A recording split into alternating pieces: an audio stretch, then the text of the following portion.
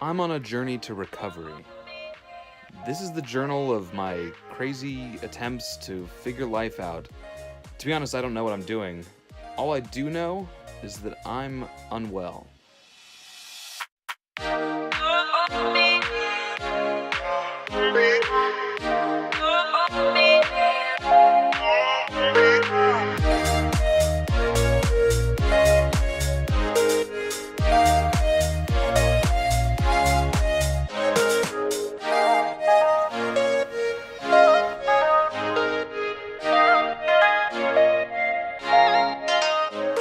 I'm hugely blessed with an amazing family, a pretty dang adorable dog. No, I mean, seriously, look at this dog. Like, glamour shots for days, eyes that'll steal your heart. Truly, probably God's greatest creation. What I love about my dog Cage is that even on my darkest days, she gives me a reason to get up and out of bed. I have to feed her, I have to take care of her.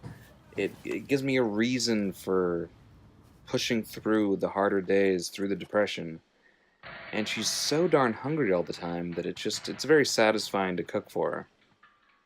Despite her adorable looks, there are some downsides to having a anxious little weird dog. The primary one is that when you're trying to make videos, she tends to, let's say, get in the way. We had take one, take two, and take three, but we finally got it. Their memories are so much stronger. I absolutely love the BBC show Sherlock, and recently I had this one episode running through my head, The Blind Banker. The way that I remember the episode, there was this woman in a museum who was maintaining this old Chinese pottery, teapots and kettles, and she explained to the people at the museum that the teapot needed to be used daily. It needed to have tea made in it, and it needed to be poured out in order to maintain the strength of it. Even though it had cracks and damage from all the years of use, the actual usage of the teapot is what kept it strong. If you left it to dry and sit by itself, it would eventually crack and fall apart, but it would last so much longer if you actually used it every day. Now, the funny thing is that I remember this episode completely wrong. What she actually explained is that using it regularly gave it this unique coloring. It kind of changed the color every time it was used. But that analogy doesn't really work for what I'm trying to do.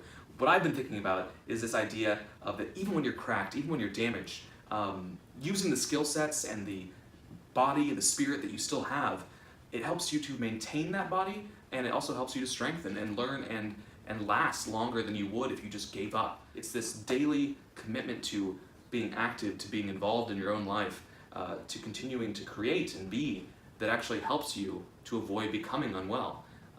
It's like a muscle that atrophies when you don't use it.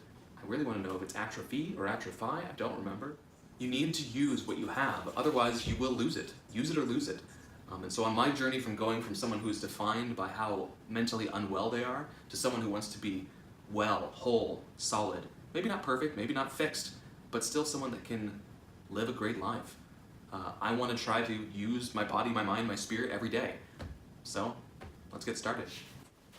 Now, Sherlock and Netflix is fine, but we can't really do life discovery inside, so let's go outside. Good morning, everybody. It's a beautiful day in the neighborhood. I need to comb my hair, so let's get this day started.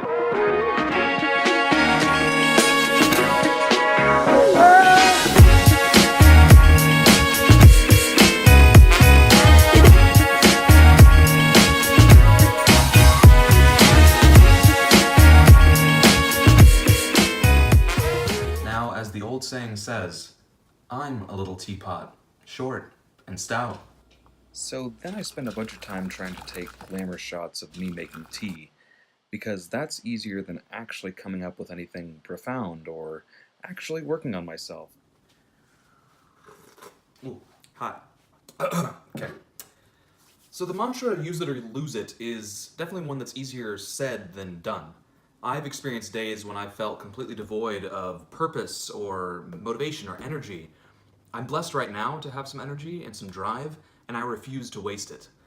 My hope is that by taking action, I can be an encouragement or a motivation to those that are discouraged, that are trapped by depression. Now, honestly, I'm still figuring out what I want to say with these videos. I'm developing a style of filming and storytelling.